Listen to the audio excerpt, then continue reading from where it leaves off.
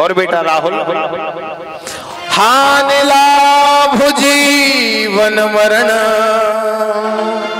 Yes अपयस विधिहान। तो विधि के हाथ में है किसकी हानि किसका लाभ, किसका जीवन किसका मरण, किसकी हार किसकी जीत, विधि के हाथ में है। और विधि ने कैसा खेल रच दिया, देख लो आज कैसा खेल रच दिया अब विधि ने मेरे भगवत प्रेमियों। तो क्या हुआ, आज बहेलिया ने उसको अपने तीर पर सजा लिया है और आपस में यदुवंशी लड़ने लगे। जो एरका नाम की घास बनी उससे युद्ध होने लगा, तलवार की तरह युद्ध होने लगा। युद्ध होते होते आज क्या हुआ, बलराम जी कहने लगे क्या करते हैं, बलराम जी को मारने दौड़े, भगवान को मारने दौड़े, आपस में लड़ करके कट करके मर करके सब यदुवंशियों का नाश हो। तो 4, 10, 5 बच्चे होंगे तो ध्यान रखना, संत मोक्ष का मार्ग भी बताते हैं और संत विनाश भी कर देते हैं अवज्ञा करने पर।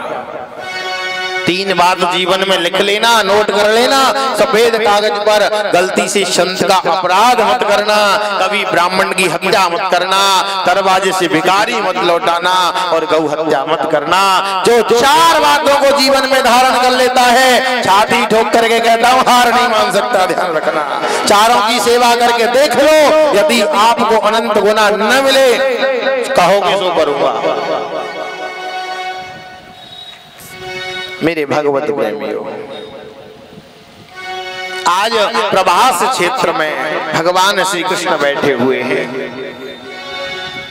बलराम जी महाराज आए, आकर के कहने लगे प्रभु मैं तो वही आपका सेवक, आपके चरणों का दास, वही मैं शेषनाग हूँ, अब मेरा कार्य पूर्ण हुआ, जाने की अनुमति दीजिए। आज बलराम जी महाराज चले जाते हैं, अर्जुन आए, अर्जुन से भगवान कहते हैं अर्जुन जाओ, जितने भी द्वारका में बचे हुए हैं इस सारथी को ले जाओ, रथ वाले को, और लेकर के आओ। दारुक नाम का सारथी है भगवान का, भगवान से बड़ा प्रेम करता है। क्यों, एक बात बताओ, भगवान कृष्ण की फोटो किस किसने देखी है और नहीं देखी तो मैं आपको दिखा दूं, दिख भी रही होगी, जरा एक बार गौर से देख लो, गौर से देख लो भगवान की कोई फोटो, कोई मूर्त। भगवान श्री कृष्ण के चरित्र में जितने संकट आए किसी के में नहीं आए। भगवान कभी उदास होकर के नहीं बैठे, भगवान की हर मूर्त प्रसन्नता की है, खुशी की है। तो भगवान प्रेम की मूर्ति है, ध्यान रखना मेरे भगवत प्रेमियों। भगवान प्रेम की मूर्ति है, भगवान कभी दुखी होकर के ऐसे चिंता करके नहीं बैठे। भगवान कहते हैं कि चिंता से कुछ होने वाला नहीं है, चिंतन से सब कुछ होगा, चिंता से कुछ नहीं होगा। चिंता संसार की है और चिंतन मेरे भगवान का है। आज भगवान प्रवास क्षेत्र में बैठे हैं और दारुक नाम का सारथी और अर्जुन आ गए।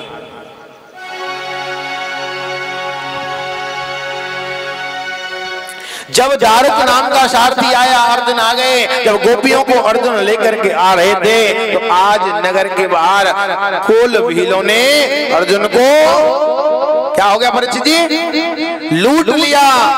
जो धनुर्धारी अर्जुन बनता था, जिसने कृष्ण के बल पर सब कुछ जीत लिया था। ध्यान रखना, मैं चीखता हूँ, कहता हूँ तो भगवान की कृपा है। अरे भगवान कृपा न करे तो संगीत वाला संगीत न बजा सके और कथा वाला कथा कर न कह सके।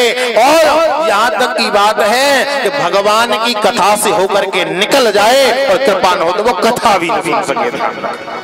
ये भगवान की कृपा है। आज जब लूट लिया, भगवान के पास आए, बोले कहने लगे अर्जुन क्या हुआ? अरे महाराज लूट लिया। बोले तेरे गांडीव ने काम नहीं किया? गांडीव का तुझे अभिमान था तो अर्जुन गांडीव धारी अर्जुन है तो तुझे मेरे ऊपर भरोसा रखना चाहिए था। अरे गांडीव के ऊपर क्या भरोसा, तो मेरे ही द्वारा चलता है। ध्यान रखना, यानी जो कुछ पालित होता है वो भगवान की इच्छा से पालित होता है। इस बात को जिसने जीवन में संकल्प ले लिया, मैं दावे से कहता हूं विफल नहीं हो सकता है। आज भगवान श्री कृष्ण प्रवास क्षेत्र में है, तारुक नाम का सारथी लेकर के आया और आज उस बहेलिया ने भगवान पैर पर पैर रख करके बैठे हुए थे और उस बहेलिया ने आज मेरे ठाकुर पर तीर चला दिया।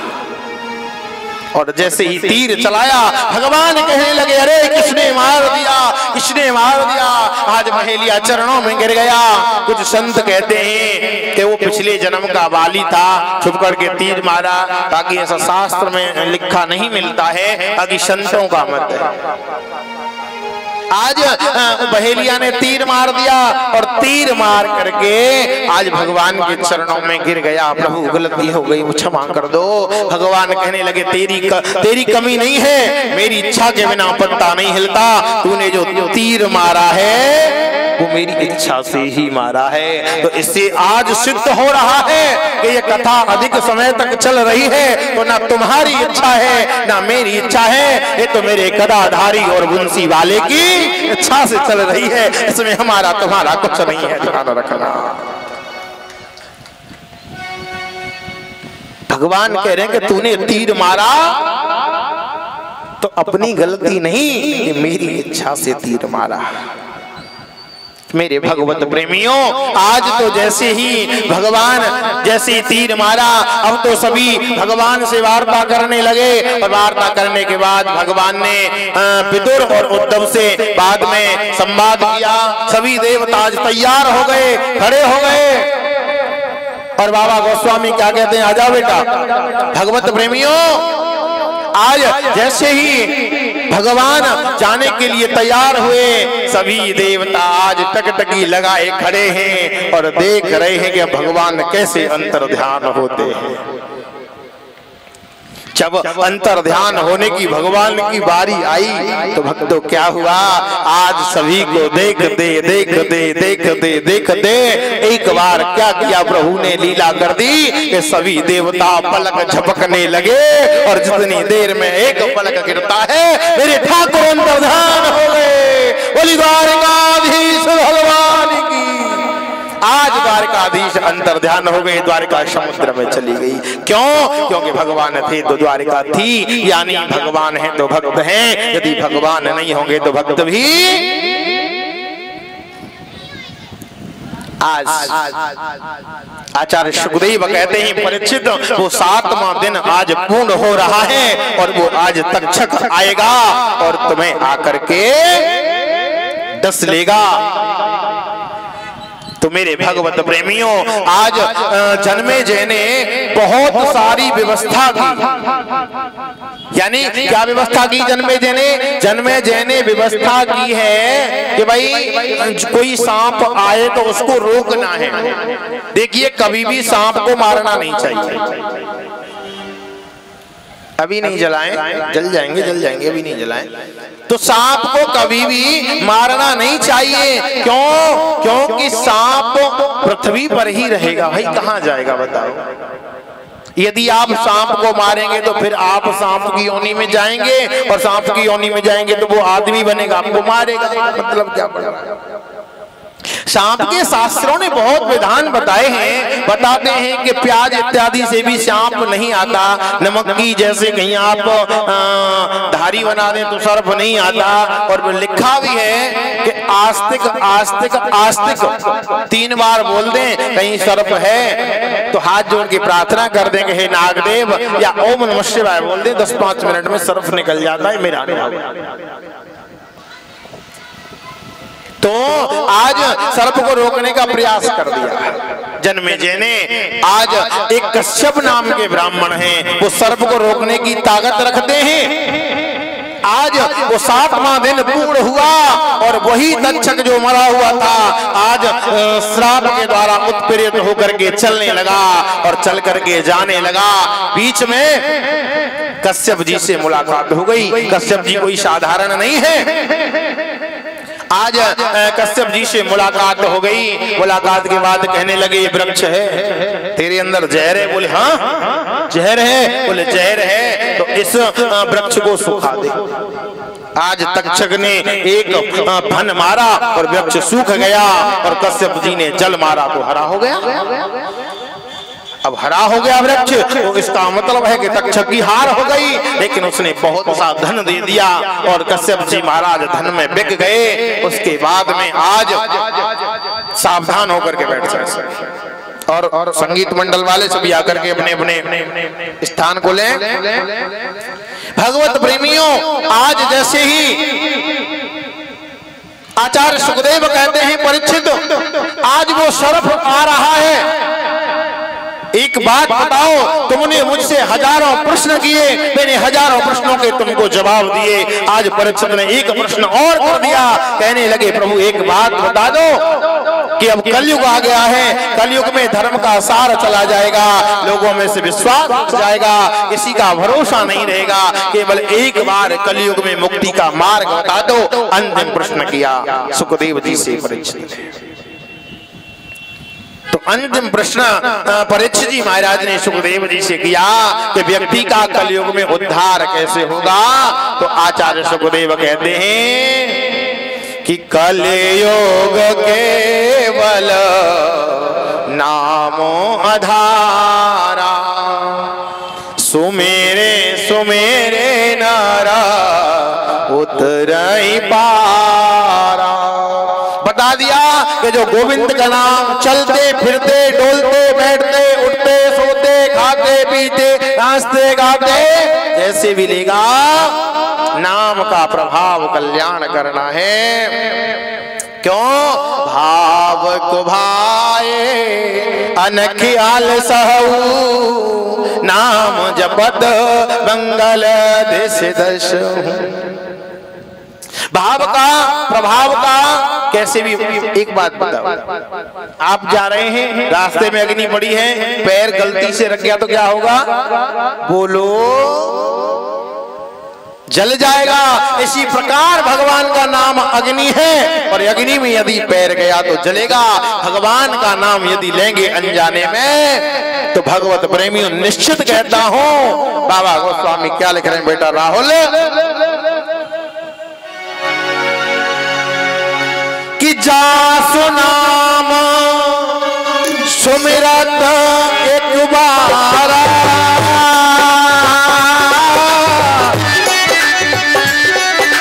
उतरहि नर भव सिंधु अपारा। सिया राम जय जय राम, राम सिया राम जय जय राम। जासु नाम सुमिरत एक बारा, उतरहि नर भव सिंधु अपारा। राम सिया राम जय जय राम, राम सिया राम जय जय राम। जास नाम सुमिरत एक बारा, उतरई नर भव सिंधु अपारा। लिखते हैं कि एक बार नाम सुमिरने से भव सिंधु से पार हो जाता है। तो आज आचार्य सुखदेव जी ने बता दिया और हाथ जोड़कर आज परीक्षित बैठ गई। बिल्कुल सावधान आसन पर बैठ जाए। माताएं जो कुर्सी पर बैठी हैं हो सकता है तो पृथ्वी पर बैठ जाएं, संभव नहीं है तो वहीं बैठी हुई। और ढोलक मास्टर बिल्कुल सावधान होकर के बैठ जाए। ढोलक कभी भी बाबा गोस्वामी कुछ भी कह सकते हैं। भगवत प्रेमी देखिए हमारा ढोलक वाला इतना सीधा है, इतना प्यारा है। अभी पता है कल मुझसे क्या कह रहा था कि मैं जब भी थोड़ा सा बैठता हूँ ना, आप कहते हो कि बाबा गोस्वामी कहते हैं। ये गोस्वामी है कौन? वो इतने दिन से कथा कर रहा है, उसको यही नहीं पता कि गोस्वामी है कौन। देख ले बेटा ताली बज रही तेरे लिए, गोस्वामी नहीं बताते। तो ये कह रहा था कि गोस्वामी है कौन? मैंने कहा गोस्वामी वो है बेटा कि यदि तुम थोड़े से गड़बड़ बैठे हो ना तो कहते हैं सावधान होकर बैठ जाओ। यही रामचरितमानस में लिखा है कि सावधान उमा, सावधान होकर के कथा सुन ले। भगवान शिव ने कहा है कि सावधान मन करे पुन शंकर लागे कहन कथा अति सुंदर। तो सावधान हो करने के लिए बाबा गोस्वामी कहते हैं। भगवत प्रेमियों, सभी सावधान स्वच्छ आसन पर बैठे। आज आचार्य सुखदेव कहते हैं, परीक्षित तुमने मुझसे हजारों प्रश्न किए, मैंने तुम्हें हजारों के उत्तर दिए। मैंने तुमको हजारों प्रश्नों के उत्तर दिए, तुमने हजारों प्रश्न किए, लेकिन एक प्रश्न मैं तुमसे करना चाहता हूं। बोले क्या? एक बात बताओ, आज वो तक्षक सर्प आएगा और आकर के तुम्हें डस लेगा, क्या तुम्हारी मृत्यु होगी? परीक्षित ने विचार किया, पूरी कथा का सार बता रहे हैं आचार्य सुखदेव। बताइए, यदि नाग आकर के अब हमें डस जाए तो क्या हमारी मृत्यु होगी? बोलो, ताली बजा दीजिए एक बार बहुत जोरदार परीक्षित जी के लिए। बिल्कुल वही जवाब दिया हमारे परीक्षित जी ने जो उन परीक्षित ने दिया था आचार्य सुखदेव। आज आचार्य सुखदेव कहते हैं कि आज तक्षक आएगा और आकर तुम्हें डस लेगा, तुम्हारी मृत्यु होगी। आज परीक्षित ने हाथ जोड़े, प्रभु जब मैंने जन्म ही नहीं लिया तो मृत्यु कैसे होगी? शरीर जन्म लेता है, शरीर बड़ा होता है, शरीर युवा होता है, शरीर मर जाता है। अरे मैं तो वो चिन्मयी आत्मा हूँ जो अविनाशी का बच्चा हूँ और अविनाशी। आज मेरे भगवत प्रेमियों, आचार्य सुखदेव कहने लगे, बस मेरा कथा सुनाना सफल हो गया। आज जैसे ही परीक्षित ने पूजन किया और समाधि लगा करके बैठ गया और समाधि में भगवान के धाम को चला गया, तक्षक सर्प आया और आकर के परीक्षित के शरीर को डस लिया। परीक्षित तो भगवान के धाम को चला गया। जो व्यक्ति श्रीमद् भागवत कथा को 7 दिन तक लगातार सुनेंगे, निश्चित है कि भगवान के धाम को जाएंगे, इसमें कोई संदेह का विषय नहीं है। लिख लो इस बात को। लेकिन जो भगवान की कथा से दुखी हो गया, मैं कहता हूं कभी दुखी मत होना। ये भगवान की कथा कृपा से मिलती है, इसको अभिमान मत समझ लेना। अरे कृपा है नहीं तो जितने भी जो बड़े वक्ता होते हैं ना, समय पर कथा पूरी कर देते हैं, विस्तार नहीं करते, चाहे कितना भी समय लग जाए। लेकिन भगवान बांके बिहारी की कृपा है, वो कहते हैं कि तू सुनाता जा, हम सुनते जाएंगे। तो दास ने संकल्प ले लिया कि यदि तुम सुनते जाओगे तो ठाकुर हम भी अंतिम सांस तक तुम्हें सुनाते ही जाएंगे, हम भी पीछे नहीं हटेंगे आपसे। मेरे भगवत प्रेमियों, आज भगवान सुखदेव जी महाराज वहां से उठ करके चले गए। जब सुखदेव जी महाराज वहां से उठ करके जाने लगे, आज परीक्षित का शरीर डस लिया, क्योंकि भाई संत का श्राप लगा था वो तो पूर्ण होना है। आज भगवान आचार्य सुखदेव जी महाराज संतों को सभी को बताते जा रहे हैं। बोले, सभी संतों ने प्रश्न किया, जो 88,000 संत बैठे थे ना, बड़े बड़े संत महात्मा आए थे, तो संतों ने एक प्रश्न किया कि आप वन में जा रहे हो, 1 रुपया लेकर के नहीं गए सुखदेव, 1 धेला लेकर के नहीं गए सुखदेव। भागवत पूर्ण हुई, उठे, वन की ओर जा रहे हैं। ना कोई लोभ है, ना कोई लालच है, ना मन में किसी की कामना है। और परीक्षित जब घर से निकला, राजा था परीक्षित, 1 धेला लेकर के नहीं निकला। जब ऐसे मैं कह रहा था कहीं, तो एक व्यक्ति ने मुझसे प्रश्न कर दिया कि महाराज जी एक बात बताओ, जब परीक्षित कुछ लेकर के नहीं गया, 1 धेला, कोई पूजा का सामान नहीं है, तो परीक्षित ने पूजन किया किस किस को पता है? बताओ। बात सही है भाई। राजा परीक्षित 1 सामान लेकर के नहीं निकला है और सुखदेव जी को कोई लोभ नहीं है।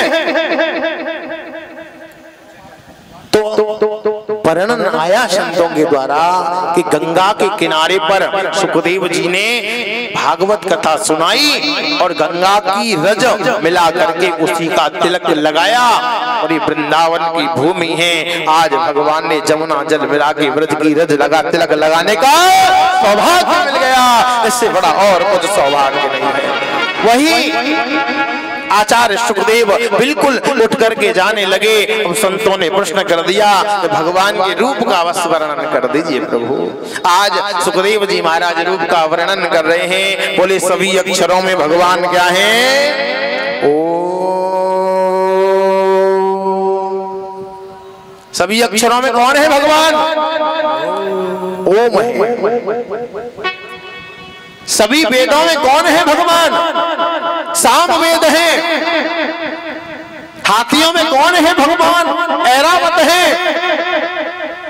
वृक्षों में कौन है भगवान? बोले पीपल का वृक्ष है। पुराणों में कौन है भगवान? बोले यही श्रीमद् भागवत महापुराण अप्रत्यक्ष कृष्ण है। वही ये पुराण कोई किताब नहीं, कोई पोथी नहीं, मेरे साक्षात गोविंद हैं। और जो गोविंद की शरण में आ गया वो खाली नहीं जा सकता, वो नरक में नहीं जा सकता, उसका कभी भी दुष्ट कुछ बिगाड़ नहीं सकते। ध्यान रखना। तो आज हम सभी श्रीमद् भागवत जी के अंतिम श्लोक का पाठ करेंगे और आचार्य जी हमारे आगे को आ जाएं और हमारे जंगली बाबा इत्यादि सब लोग आकर के आसीन हो कि नाम संकीर्तनम यस्य नाम संकीर्तनम यस्य सर्व पाप प्रणाशनम प्रणामो दुख समनस्तमा प्रणामो दुख समन्यस्तम त्वं नमामि हरिं परम तुम नमामि हरिं परम नाम संकीर्तनम यस्य सर्व पाप प्रणाशनम